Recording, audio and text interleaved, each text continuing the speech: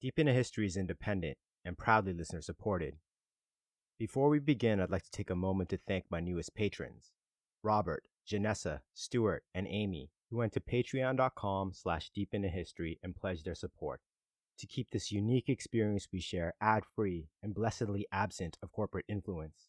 Amy, Stuart, Janessa, and Robert, my new historians, I salute you and thank you from the center of my being. I'm so honored to welcome Stego, Jessica Manor, and Doge King, who generously chose to support the show at an elevated level. So, Doge King, Jessica, and Stego, your level of support for Deep Into History is peerless. Consider this a foreword. I wanted to explain to you why I had to change subjects for this year's Halloween with Your Lore Master episode. One of my original patrons, Alice, asked me to look into a story that she had read on the website for Military Magazine, and has appeared to be presented as credible on many other like sites. It is a bizarre, weird, and profane deathbed confession of a soldier who, because of his small stature, served as a tunnel rat during the Vietnam War. The original source for this story was a long series of Reddit posts that became so wildly popular that the writers at these magazines and websites did only superficial verification in terms of vaguely placing times and dates, though they did confirm the existence of the military bases that are mentioned. However, when I looked into the subject myself, I found the posts that formed the tale to be rude, crude, and at the same time utterly enchanting. I found it to be at least plausible in the context of a spooky historical Halloween story. The script was written, a tale I called Whisper. I surrounded the fantastic deathbed confession with historical context, and thought that I would present it through the eyes of a person who understands hearing voices, which plague the person involved. However, when I reached out to anyone who could possibly verify the details or a witness to the fantastic events, the replies that I received were not what I would consider credible. But fear not, in its place I give you this epic tale from our past, which I believe you will enjoy even more. The switch in topics so late in the month compelled me to consult my friend and fellow podcaster Laurel, who co-hosts a wonderful, insightful, hightailing through history, only to find her, at that moment, writing her own episode on our hero to be as well. She was so encouraging. Thus, when the mood strikes you, you should definitely put some smoke in the air with Laurel and KT, and enjoy hightailing through history. Consider that as we go forward. And with that said, this forward comes to an end. This is Deep into History, and I'm your host, Arjun Hundal. Today's blood-soaked saga comes down to us from a book called The Primary Chronicle, or more poetically, The Tale of Bygone Years. Originally a codex of histories that became sagas as they were written and rewritten to suit different narratives of different dynasties. And this saga is the saga of the peoples that dwelt in the regions that will become known as Kievan Rus, the lands between the Carpathian Mountains in the west and the Urals in the east, the Baltic Sea in the north and the Black in the south, a land rich in natural resources from its forests, mountains, lakes, and rivers like the mighty Dnieper. The chronicle covers the goings-on in the region from biblical times all the way to the year 1117 in the Common Era. It is one of those documents where myth, legend, and history are blended. Thus, while drawing from the primary chronicle, I have also updated the story with the latest historical and archaeological data on the subject. This area, this massive plain, sometimes called the Sarmatian Plain, from ancient times until the rise of the Mongols, functioned as a highway for tribal mass migration from the vast Asian steppes in the east to Europe. In the 10th century Common Era, it was home to many different tribes of people: Slavs, Chuds, Marians, Severians, and many, many others. All of these tribes were pagan and practiced their own religions with their own unique cultures.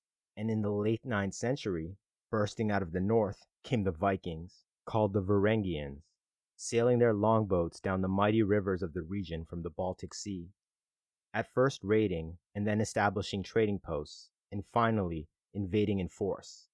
The first successful large-scale invasion came under the command of the Viking high chieftain Rurik. His warriors conquered inland, and Rurik established his capital at Novgorod in the north near the mouth of the river Volkhov. His reign was long and violent, continually pushing the borders of his realm outward by conquest or by forcing smaller local tribes to become his vassals who would pay tribute and supply warriors when called upon. King Rurik ruled for many years, and on his deathbed he handed over power to his relative named Oleg. A wise choice. Oleg was fiercely loyal to Rurik, and not only managed the affairs of the nascent principality well, but vastly expanded its borders to the south, conquering and forcing the submission of every tribe along the way to Kiev. And once he had taken the city, he declared it the new capital.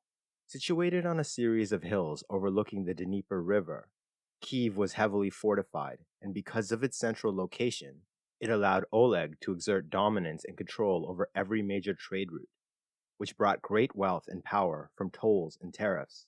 The various other princes of the tribes Oleg ruled over were nominal vassals, only submitting to Rus Varangian rule because of the overwhelming power of their army. They paid their taxes in the form of tribute, a percentage of the resources they harvested from their bountiful lands. Kievan Rus, as this country would come to be called, was a fragile and perilously loose alliance of pagan tribes, each with its own identity and unique culture.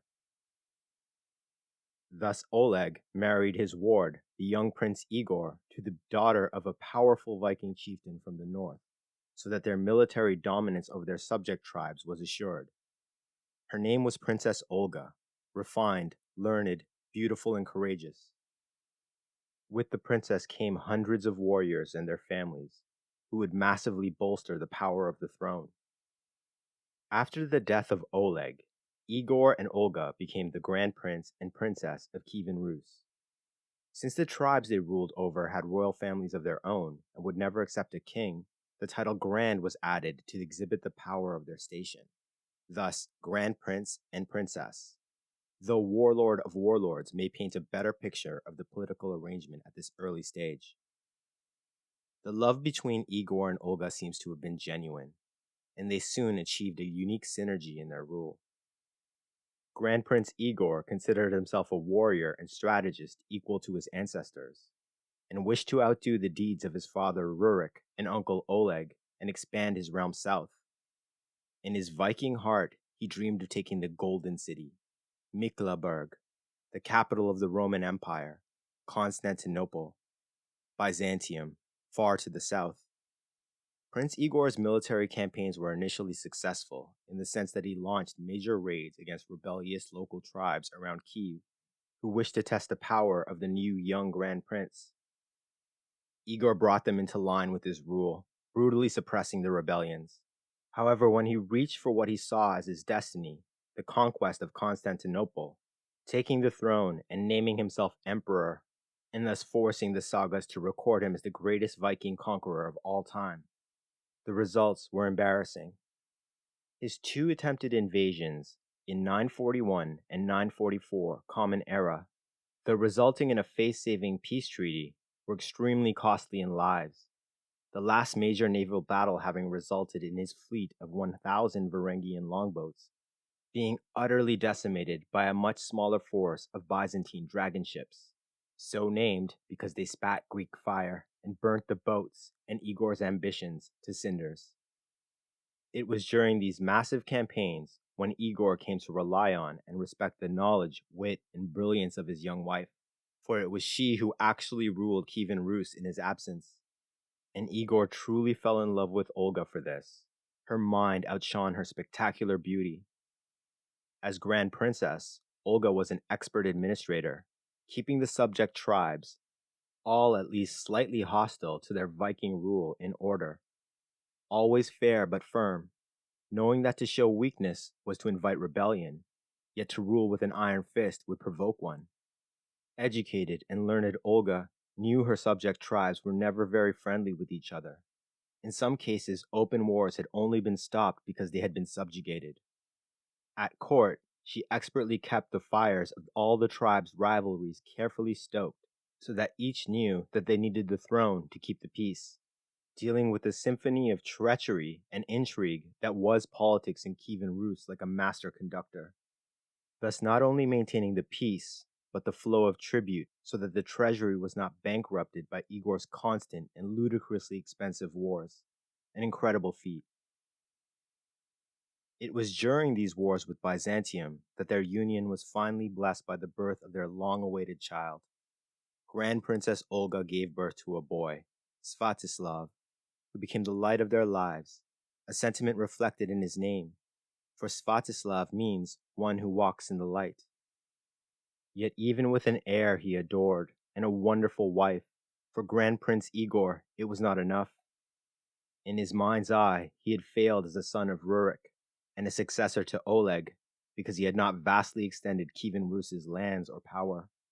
This left him bitter and eager to lord his power over his subject tribes.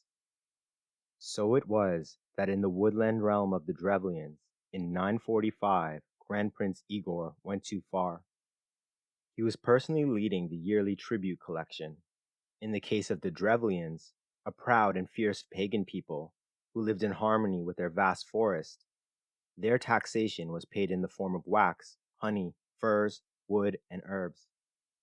Grand Prince Igor had recently learned that the ever-rebellious Drevlians had stopped sending this tribute to Kiev while he was away on campaign, and that it was only through the diplomatic cunning of his beloved Olga that the Drevlians had not sought to openly challenge his power, as they had rebelled many times before. Which is why he led this collection himself, a show of strength, directly into the heart of their territory, their capital and only true fortified town, Iskoristan. The Grand Prince and his entourage were received with all due respect. The Drevlians promptly delivered all that they owed for the previous year, and Prince Igor, with his long column of wagons full of tribute, proceeded back south to Kiev. It is said that the Drevlians, the people in the streets of Iskoristan, who watched the Varangian overlord leave, had faces filled with loathing and contempt for having to pay anything at all. Igor noticed these looks, and the hostile silence of the crowd that should have been cheering their Grand Prince. His pride was wounded, and as he rode further and further away, he grew more enraged with each mile that this forest tribe had dared not pay their tribute while he was away on campaign, an insult and an act of an enemy. And even with the vast sum his men had just collected, Igor decided that the Drevlians owed more. They must make up for all the tribute they had failed to pay. Thus it was that Igor sent the wagon column on, and with only a small escort of retainers, returned to Iskoristan, and burst into the citadel of their leader, Prince Mal. Igor demanded that they pay more immediately, to assemble another wagon train filled with tribute, to be ready to depart at dawn the next morning. Then he stormed out of the room. Furious, Drevlian nobles gathered around their Prince Mal. They had given all they could, and to ask their people to assemble more would leave them poor and destitute. Prince Mal, equally angry and no less proud than any tribal prince, considered the situation. Igor had few men with him, a young wife and child, and he saw a once-in-a-lifetime opportunity to not only take revenge on the arrogant Grand Prince, but also a chance to seize his throne. Thus he responded with these words: "If a wolf comes among sheep, he will take away the whole flock one by one unless he be killed. If we do not thus kill him now, he will destroy us all." And then he gestured to his warriors. The Drevlians slew Grand Prince Igor's retainers and seized him violently. He was taken beyond the walls of Iskoristan to a nearby hilltop, where the Drevlians had tied down two young birch trees that stood opposite each other. Ropes were then bound to Igor's limbs, and once secure, the birch trees were cut free, snapping upright and tearing Igor in half. This horrific means of execution was symbolic and would spread the message across the pagan tribes that though the Drevlians had bent their knees to Kiev, they would bend no more. Immediately after the execution, Prince Mal and his advisors plotted their next move. They had killed the Grand Prince, an act that would spread terror and fear across the land. They reasoned that all they need do was seize control of the heir, 3-year-old Svatoslav, and offer a marriage alliance to his young mother, the Grand Princess Olga, who would surely be terrified at the threat of facing a major uprising. A Drevlian advisor said, "See, we have killed the Prince of Rus. Let us take his wife Olga for our Prince Mal, and then we shall obtain possession of Svatoslav and work our will upon him." So 20 Drevlian nobles were assembled to deliver the news of Igor's death to Kiev and to demand Olga's immediate marriage to Prince Mal, or else there would be endless war. They took ship on a longboat and rowed hard for the capital. And once there, the Grand Princess sent for them, perhaps thinking that her beloved Igor had asked for the Drevlians to send an embassy to complete some negotiations he had initiated while at their capital. When the Drevlians arrived at the palace, they found the Grand Princess Olga in the throne room, watching 3-year-old Svatoslav playing and being instructed by his old wizened tutor, Osmund, and on her flank, a step behind in deference, the captain of the city guard, the giant Varangian commander Sveinwald. The Drevlians informed her that Grand Prince Igor was dead, that they had killed him because of the greed and disrespect he had shown their mighty people. The Drevlians had risen, and it was their time to lead Kievan Rus. Then, not even giving the Grand Princess a moment to absorb the devastating news of the murder of Igor, the Drevlians said that if Olga wished peace, she should wed their Prince Mal, who had sworn to raise her son Svatoslav as his own. He would act as regent until the heir came of age. We can only imagine the shock, the rage, the sadness Grand Princess Olga was experiencing in that moment, imagining the horrific murder of her husband, then looking to the light of their lives, Crown Prince Svatoslav, still playing, shielded by the innocence of a toddler, blissfully unaware that his father was dead, and his killer was demanding to marry his mother, and that he, the heir to the Rurikid dynasty, would be raised by this Prince Mal, a man her dear sweet Svatoslav would be honor-bound to kill when he came to manhood. This meant that her boy would most likely experience an accident or mysterious illness, or that they would be separated, and young Svatislav's mind warped and corrupted, turning him into a pawn the Drevlians could control. And even if her son resisted this control, he could still be killed if it became inconvenient, because through their marriage, Prince Mal, his power entrenched, could assume the throne, presenting it to the people as a generous act for the good of the realm. She saw it all. All this emotion, all this consideration took but an instant, and when she looked back to the Drevlians, they had no idea that they were no longer speaking to the same woman. The young, vibrant, and beautiful princess of Pleskov was gone. The Grand Princess of Kiev they had known no longer existed. For in that instant she reached deep within herself, summoning the strength and cunning of her ancestors, and decided on a course of action that her honor demanded, one that if successful, would ensure no one would ever threaten her son's throne again. Thus when Olga spoke, she was Viking. This is the tale of the rise of the most epic queen humanity had known since Olympias of Macedon. The saga of one of the most bloody revenge plots, brilliantly later disguised as an effective campaign of political violence the world has ever seen. A myth, a legend, history. So take a deep breath, let it out slowly, put some smoke in the air if you choose, and just let your mind float on my voice as we go deep into the 10th century in the Common Era and experience the magnificence of the one and only Olga of Kiev in a tale I call The Princess and the Saints.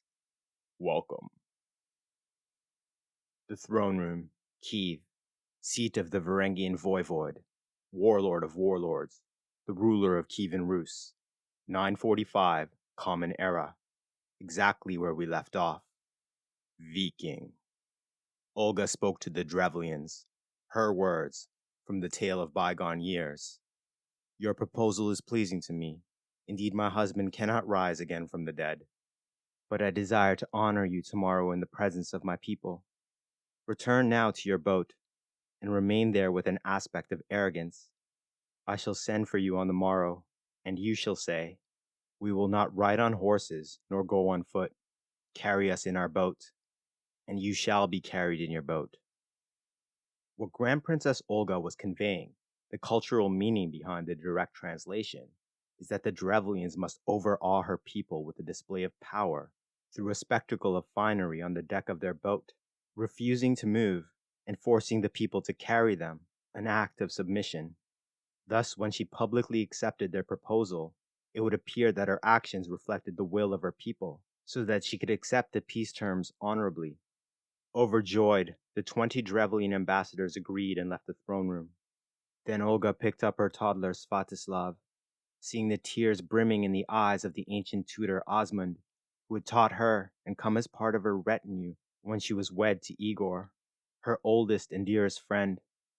And then she looked at the Varangian commander Sveinwald, and in his eyes she saw the rage she felt at the murder of her Igor, and the gall of these Drevlian dogs and their Prince Maul for having the audacity to think she would share a bed with the man that had killed her beloved. For the intense, murderous rage that came flowing out of his eyes at the news of the murder of his prince, his friend, Igor, had Sveinwald transformed, and she knew Odin Allfather was with her, because before her stood a berserker out of Norse legend, divine rage personified, exactly what she needed him to be. Then Olga gave the order. The next morning, the 20 Drevlians stood on the deck of their ship, the nobles dressed in their most opulent finery, and their warriors in freshly scrubbed chainmail, their jewels and armor gleaming in the sunlight, creating the spectacle to overawe the people, just as Grand Princess Olga had requested. Once the people of Kiev had assembled around them, the Drevlians gruffly declared that their ship would be their palanquin, and demanded that the people lift it out of the river and carry them into the presence of their grand princess, who would formally submit to them and accept Prince Maul as her husband, and do them, his ambassadors, all honor. Seemingly cowed, the people obeyed. It was the labor of hundreds to lift the longboat out of the river Dnieper and carry it up into the city. At the top of the hill, the Drevlians saw Olga waiting to receive them. She was beautiful, a vision of perfection, class, and elegance out of the sagas. None of the 20 Drevlians could take their eyes off her, which was exactly what Olga had planned. For when the ship stopped, the people let go, and it dropped down into a deep and massive pit that Olga had ordered dug during the night. The Drevlians screamed in dismay and horror as the people of Kiev began filling in the pit with the earth they had so recently disrupted. Grand Princess Olga walked to its edge to watch her enemies be buried alive, and she inquired whether they had found the honor to their taste. And soon there were no screams, pleading for mercy, vows of revenge, or accusations of betrayal, or anything else, because buried alive, the massive pit filled in. It was as if the Drevlians had never come to Kiev. Olga immediately dispatched a messenger to Prince Maul at his citadel in Iskoristan, with the reply that she accepted his offer of marriage, but many of her retainers had fled her service at the news of the death of her husband, and that she required an honor guard suitable to her station to escort her properly and see to her safety on the long journey. Elated at the news that he would soon be the supreme power in the land, Prince Maul summoned his most powerful nobles and ordered them to assemble their household guards and march to Kiev to fetch Olga for him. Perhaps a week later, when they reached the city, all the Drevlians were exhausted, filthy from the road, and stinking of horse. The Grand Princess directed them into the city's huge main bathhouse, saying that it was only proper for them to rest and clean themselves before they discussed anything further. They happily accepted, and once the entire party had entered, Olga had her warriors bar the wooden gate from the outside, locking the Drevlians in. And then the massive building was set on fire, killing every Drevlian inside. In one hot, fiery stroke, she had wiped out nearly all the command structure of her enemy. Olga then dispatched yet another messenger, informing Prince Maul that she was on her way.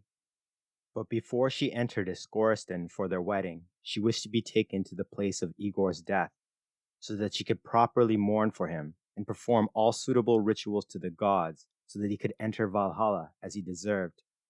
Prince Maul had not heard a word from the men he had sent to Kiev, but took this as an honorable request, though if he had the ears to hear it, and had not been so blinded by his drive for power, he may have noticed that Grand Princess Olga was in fact giving him an order.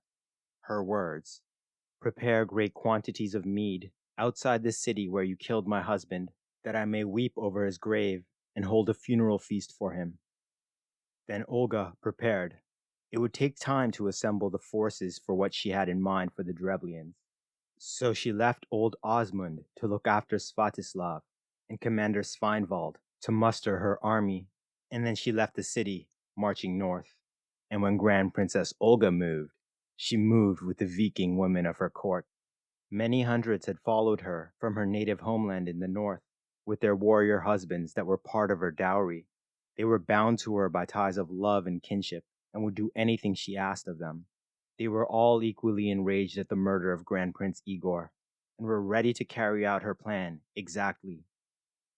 When they arrived at the hill outside of Iskorostend, on the exact spot where Igor had been ripped in half, Olga performed all the holy rituals, made proper sacrifices to the gods, and allowed herself to weep for Igor one last time. All the while, her ladies prepared a great feast to accompany the huge amount of alcohol the Drevlians had gathered for the occasion as requested. The feast was grand, lavish. The Drevlians had never dreamed of eating so well. The ladies of the court, charming, flirtatious, enchanting, ensuring that every Drevlian's cup was always full of their powerful and potent mead. It went late into the nights, all the food, drink, music, dancing from the festivities. But eventually, all the 5,000 Drevlians that attended had passed out at their tables, or fallen from their benches, drunk, or asleep on the ground. It was time. Olga drew her dagger, and her ladies descended upon the Drevlians, drawing their daggers and systematically cutting throats from one end of the tent to the next as their victims lay helpless. In the morning, when the ghastly mass murder scene was discovered by Prince Mal, who had been waiting in the city for the arrival of his new bride, Grand Princess Olga and her ladies had vanished. For after their act of vengeance on behalf of all the women of Kievan Rus, many of whom who had lost relatives in the Drevlians' previous rebellions, the Grand Princess and her Viking ladies rode south, hard for the border, where she was met by her army, at the head of which stood Commander Sveinvald, wielding his huge two-handed battle axe, Hel, named in honor of the goddess of death. Beyond him, thousands of Varangians, Vikings, howling their battle cries at the sight of their magnificent Grand Princess. And in answer, Olga pointed to the forest behind her, and unleashed her berserker, and her army descended upon the small towns of the woodland realm of the Drevlians, like lightning from a strike of Thor's hammer, sacking and burning every single village they came across as they pillaged their way north to Iskorostan. The Drevlian capital was secure on a bluff, with strong wooden walls and palisades.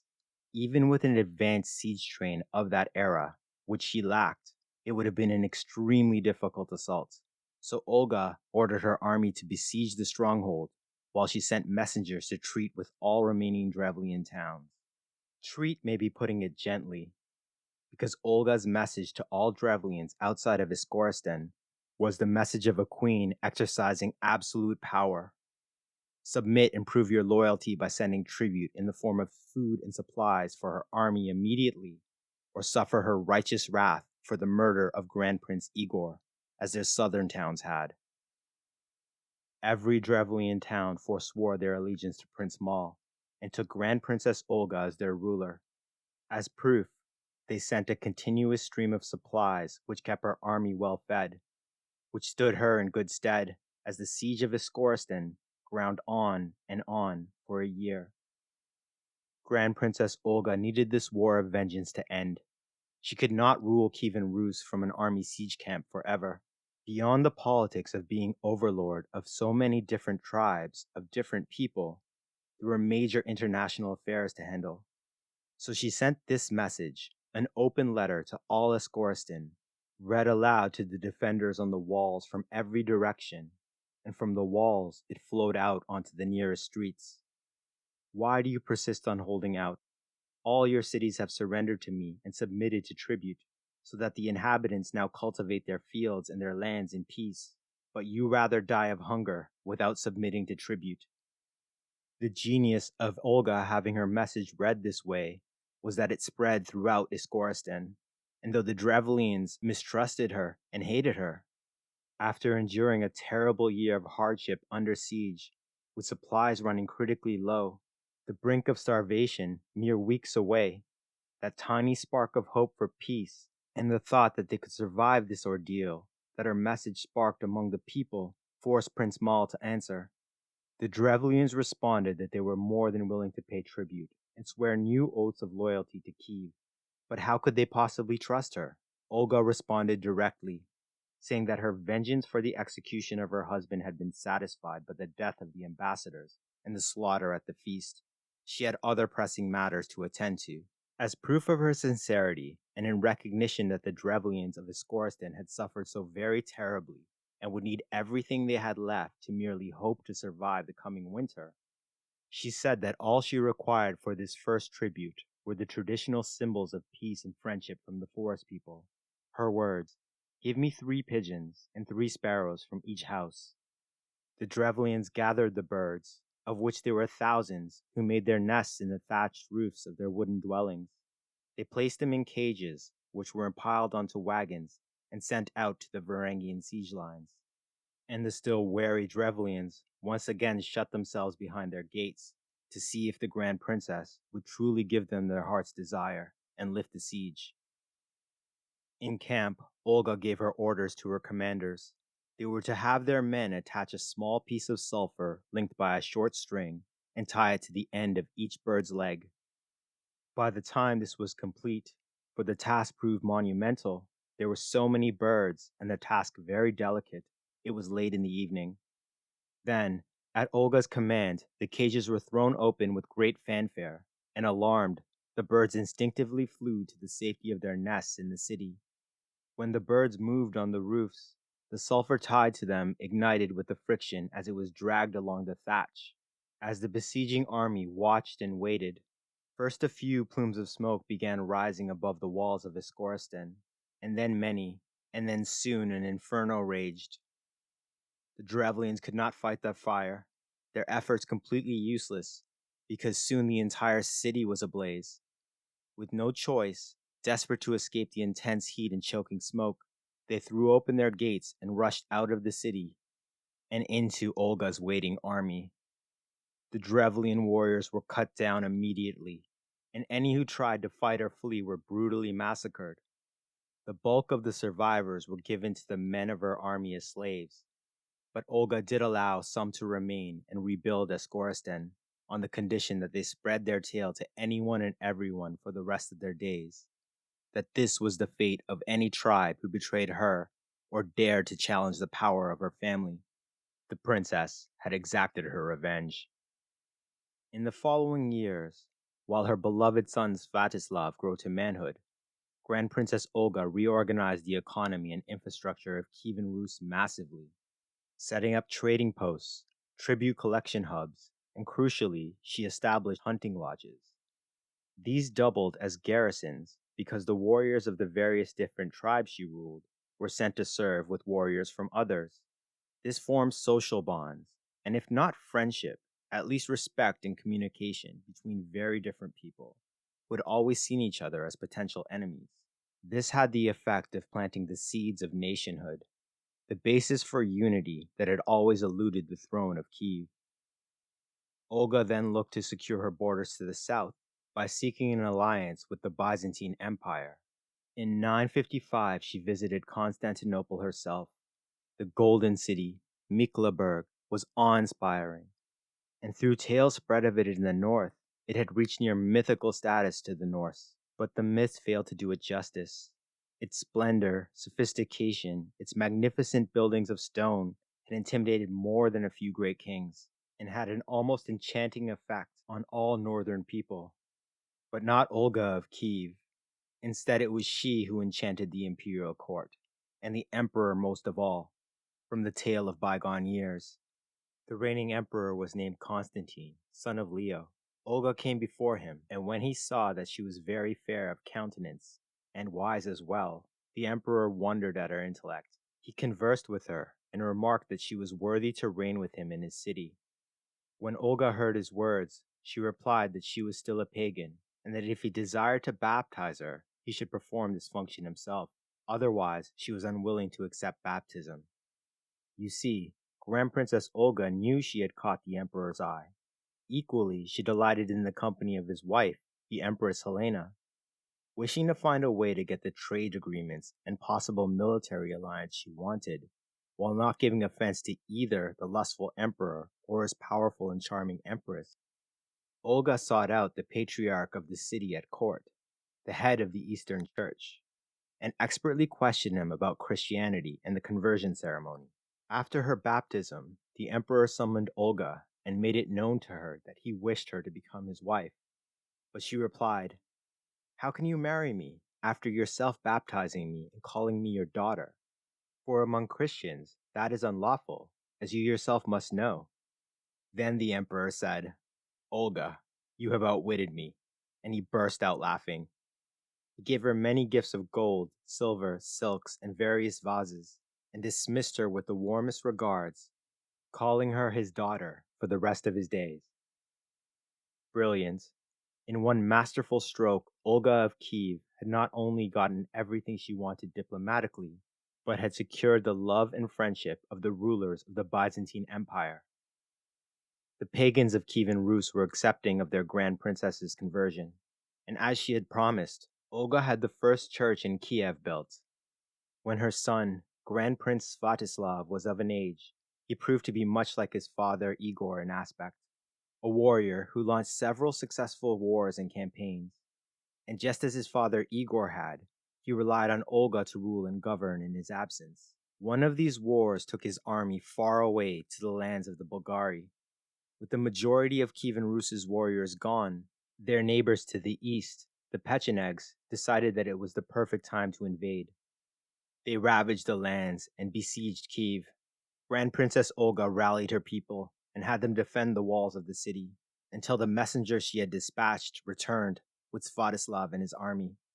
They held out against every assault, resisting for months, until the brutal siege was finally lifted when the Pechenegs discovered that Svatislav's army was nearing Kiev. Since Olga had endured every hardship with her people, never eating or drinking any more than anyone else, and had stood with them as a symbol of iron resolve on the walls, her reputation reached levels that bordered on legendary. She was loved and adored by all the tribes. Olga was elderly and became ill soon after the siege had been lifted. On July 11th, 969, she passed away and went on to what comes next, surrounded by her family, as she was given her last rites by her priest. And because she was so loved and respected, many people began converting to this new religion of hers, wishing to be with their grand princess again in the afterlife. The result was that a mere generation later, her grandson, Vladimir the Great, was the first Christian ruler of Kievan Rus, and soon the entire country would convert, a feat that would have been impossible without the people's love and reverence for Olga. For this, she was elevated to a saint by both the Eastern Orthodox and Roman Catholic Church. From the tale of bygone years, Olga was the precursor of the Christian land. Even as the dayspring precedes the sun, and as the dawn precedes the day, for she shone like the moon by night, and she was radiant among the infidels like a pearl in the mire. Since the people were soiled and not yet purified of their sin by holy baptism, but she herself was cleansed by this sacred purification. She was the first from Rus to enter the kingdom of God, and the sons of Rus thus praise her as their leader, for since her death she has interceded with God in their behalf. In addition, she was given the honorific title Is Apostolos, equal to the apostles, and is the patron saint of widows and converts. And that's how the princess became the saint. Thank you for listening to Deep into History. I hope you enjoyed The Princess and the Saint. You can follow me on Twitter or Instagram at Deep into History to get your daily blast from the past, as well as posts, maps, and visuals related to every episode. Please tell your friends about the show and consider becoming a patron. And as always, my dear friend, take care of yourself. I truly look forward to the next time we go deep